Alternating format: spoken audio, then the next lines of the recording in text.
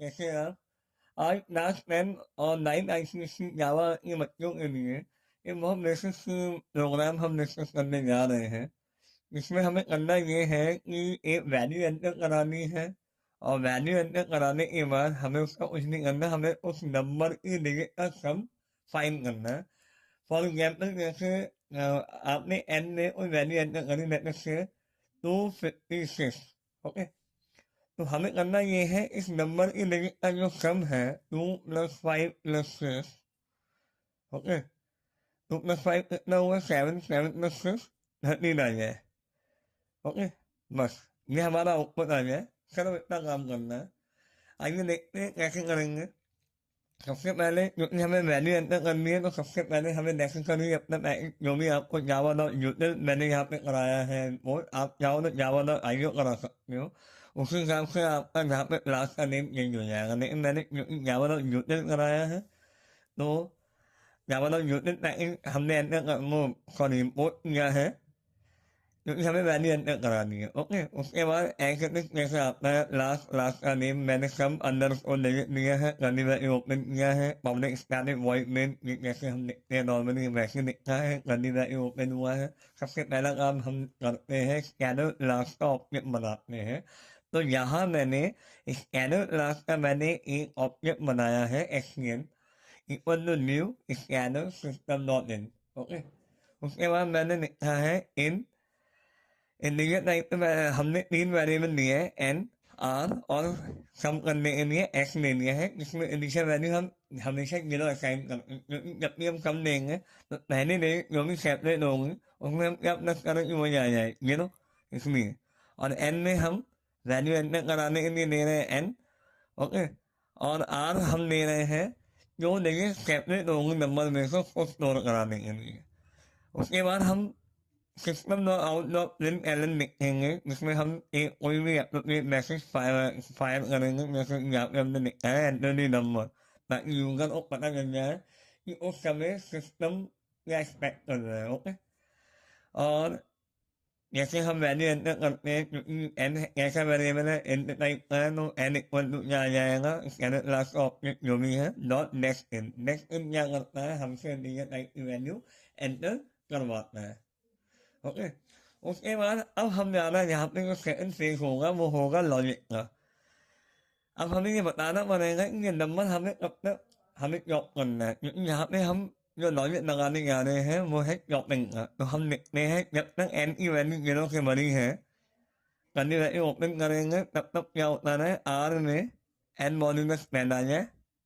इससे होगा क्या पहली इक्वेशन से, जिससे कि सबसे पहले जो डिजिट है यूनिट प्लेस वाली वो ऐसा रिमाइंडर हमें यहाँ पे मिल जाएंगी, जिसको हम आर में स्टोर करा देंगे, क्योंकि ये मॉड्यूलस का साइन होता है जो हमें रिमाइंडर देता है। ओके, सेकंड स्टेप में हम लिखेंगे N equal to N upon 10, और फिर हम X equal to X plus R कर देंगे, क्योंकि लिमिट जो अलग हुई है वो आर में आएंगे, क्योंकि हमें नंबर का कम नहीं करना, हमें नंबर की लिमिट का कम करना है।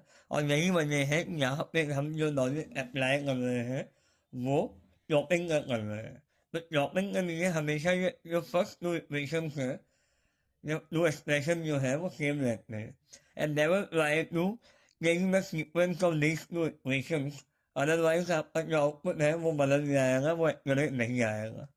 तो हमेशा जब जब कंडीशन ट्रू है तब तक सबसे पहले आप R equal to N modulus 10 लिखेंगे, ताकि जो डिजिट है वो सेपरेट हो जाए। और उसके बाद जो रिमेनिंग नंबर है, जो हमारा रिमेनिंग नंबर जैसे 256 के बाद 25 रह जाएगा, वो हम वापस एन में स्टोर करा देंगे। ओके, और सब में सब तक हार होता है। ये कब कब होगा, जब जब ये कंडीशन ट्रू है, ये तीनों स्टेप्स आपके फॉलो होंगे। उसके बाद आप इस लूप को बंद कर दोगे।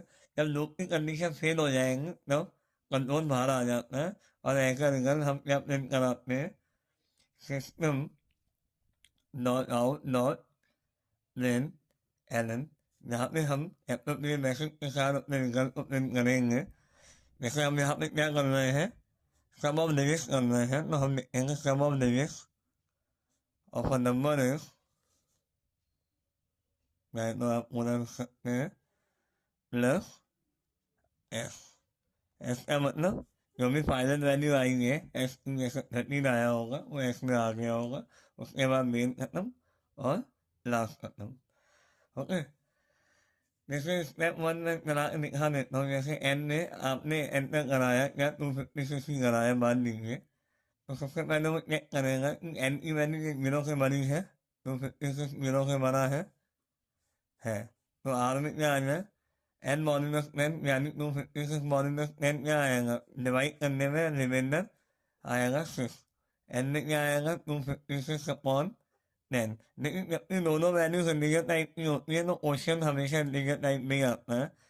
ओके, तो एन में 25 आ जाएगा और सम में क्या हो जाएगा सम प्लस आर, यानी सम की इनिशियल वैल्यू 0 है, आर में पहली बार क्या आया 6, तो 6 हो गया। ऐसे स्टेप 2 चलेगा, फिर से एन की जो रिमेनिंग वैल्यू है उसको चेक करेगा कि अभी भी एन की वैल्यू 0 से बड़ी है।